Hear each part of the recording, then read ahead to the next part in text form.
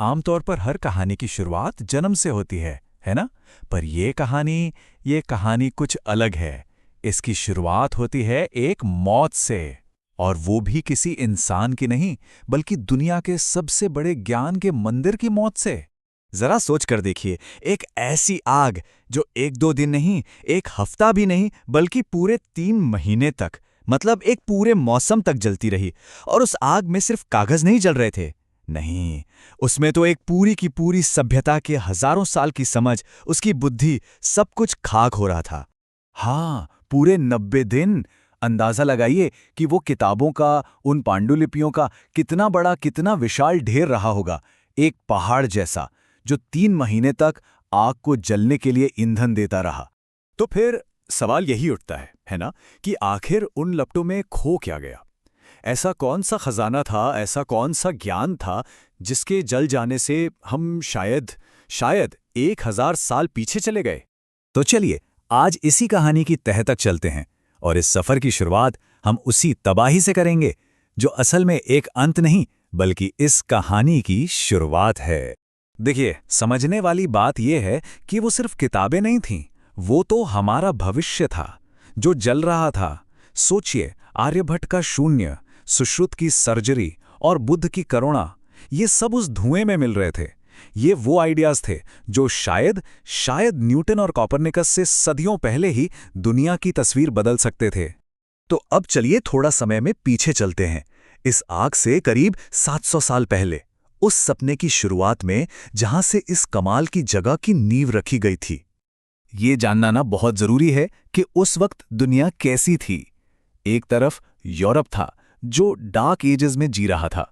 रोम का पतन हो चुका था, ज्ञान की बातें करना मुश्किल था। और दूसरी तरफ था भारत, जहां गुप्त साम्राज्य का सुनहरा दौर चल रहा था। और इसी दौर में सम्राट कुमारगुप्त एक ऐसा शहर बना रहे थे, जिसकी बागडोर किसी राजा के हाथ में नहीं, बल्कि ज्ञान के हाथ में होने वाली थी। और इस जगह का नाम में ही इसका पूरा मकसद छिपा था, नालंदा। नालम यानी कमल, जो ज्ञान का प्रतीक है, और दा मतलब देना, मतलब ज्ञान का वो स्रोत जो कभी थमता नहीं, बस देता ही रहता है। ये सिर्फ एक नाम नहीं था, ये एक ऐलान था कि असली ताकत तलवार में नहीं, ज्ञान में होती है। और ये विचार कितना बड़ा था, इसका अंदाजा इन आंकड़ों से लगाइए। दुनिया की पहली रेजिडेंशियल यूनिवर्सिटी, जहां 10,000 स्टूडेंट्स और 2,000 टीचर्स एक साथ रहते, पढ़ते और पढ़ाते थे। मतलब हर 5 स्टूडेंट पर एक टीचर। और ये आज की बड़ी बड़ी टॉप यूनिवर्सिटीज भी इस रेशियो के बारे में सोच नहीं सकती। और सबसे बड़ी बात, यहां कोई डोनेशन सीट नहीं थी, कोई राजा का बेटा या किसान का बेटा नहीं था। अंदर आने का सिर्फ एक ही रास्ता था, आपकी काबिलियत, आपका दिमाग। तो सवाल यह है कि ये सिस्टम काम कैसे करता था, एडमिशन कैसे मिलता था? यहीं पर नालंदा की सबसे क्रांतिकारी बात सामने आती है। एक ऐसा सिस्टम जो सिर्फ और सिर्फ मेरिट पर चलता था। कल्पना कीजिए, कोई एंट्रेंस एग्जाम नहीं, कोई लिखित परीक्षा नहीं, एडमिशन के लिए आपको यूनिवर्सिटी के गेट पर ही एक बहस करनी पड़ती थी। और वो भी किसी आम इंसान से नहीं, बल्कि उस दौर के सबसे बड़े विद्वानों में से एक से, जो वहां का द्वारपाल होता था। इसे कहते थे शास्त्रार्थ।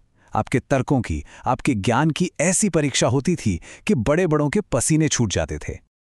और ये कोई मजाक नहीं था।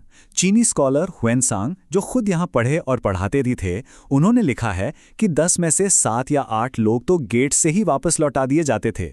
सोचिए, यहाँ का स्टैंडर्ड इतना हाई था कि नालंदा से रिजेक्ट होना भी एक सम्मान की बात मानी जाती थी। लोग गर्व से कहते थे कि अरे, मैं नालंदा के गेट तक तो पहुंच गया था। लेकिन जो लोग उस मुश्किल परीक्षा को पास कर लेते थे, उनके लिए अंदर एक बिल्कुल अलग ही दुनिया थी। दीवारों के अंदर ना कोई अमीर था, ना कोई गरीब, ना कोई राजकुमार, ना कोई किसान का बेटा। सब एक जैसे कपड़े पहनते, एक साथ बैठकर खाना खाते। आपकी पहचान आपका पैसा या परिवार नहीं, बल्कि आपके विचार और आपके तर्क थे। पर कहते हैं ना, जहां बहुत ज्यादा रोशनी होती है, वहां परछाई भी उतनी ही गहरी होती है। अब इस कहानी में एंट्री होती है एक ऐसे शख्स की, जिसकी जलन और असुरक्षा ने इस पूरी कहानी का रुख ही बदल दिया। हुआ यूं कि बख्तियार खिलजी नाम का एक लड़ाका बहुत बीमार पड़ गया। उसके अपने हकीमों ने हाथ खड़े कर दिए। तब किसी ने उसे नालंदा के आचार्य राहुल श्रीभद्र से इलाज कराने की सलाह दी। लेकिन खिलजी का घमंड देखिए, उसने शर्त रख दी कि वो किसी काफिर के हाथ से दवा तो नहीं लेगा। और तो और उसने आचार्य को धमकी दी कि अगर बिना कोई दवा खिलाए उसे ठीक नहीं किया तो उनका सर कलम कर दिया जाएगा। अब ये तो सीधे सीधे ज्ञान और अज्ञान की टक्कर थी। पर आचार्य बहुत बुद्धिमान थे। उन्होंने खिलजी को कुरान की एक कॉपी दी और कहा कि इसके कुछ पन्ने रोज पढ़िए। उन्होंने उस किताब के पन्नों पर एक खास दवा का लेप लगा दिया था जो दिखाई नहीं देता था। अब खिलजी जब भी उंगली पर थूक लगाकर पन्ना पलटता तो थोड़ी सी दवा उसके मुंह में चली जाती और देखते ही देखते वो ठीक हो गया। अब यहाँ कहानी का सबसे अजीब मोड़ आता है। जब खिलजी को ये पता चला कि उसे कैसे ठीक किया गया तो उसे शुक्रगुजार होने के बजाय जलन होने लगी। उसे ये बात हज़म ही नहीं हुई कि एक भारतीय वैद्य का ज्ञान उसके हकीमों से ज़्यादा कैसे हो सकता है।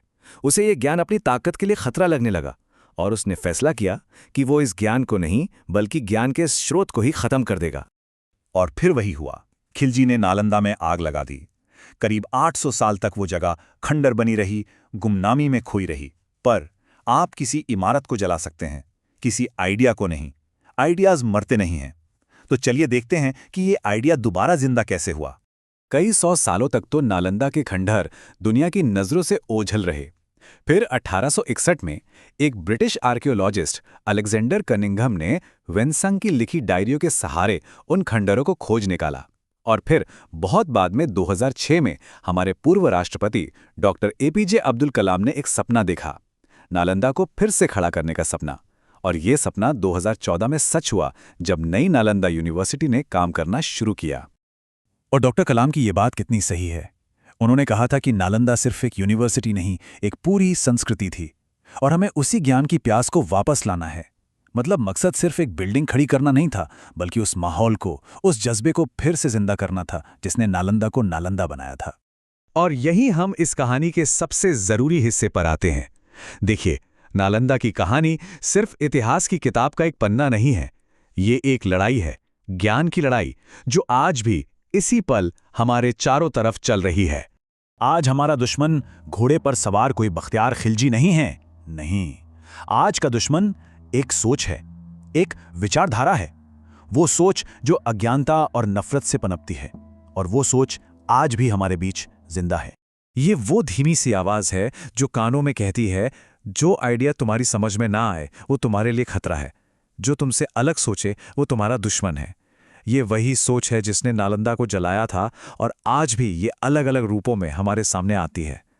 तो आखिर में सवाल हम सबके लिए यही है कि हम इस सोच से कैसे लड़ें, क्योंकि असली नालंदा वो ईंट पत्थर की दीवारों में नहीं है, वो हमारे दिमाग के अंदर है, और उस दिमाग के दरवाजे हमेशा हमेशा खुले रहने चाहिए।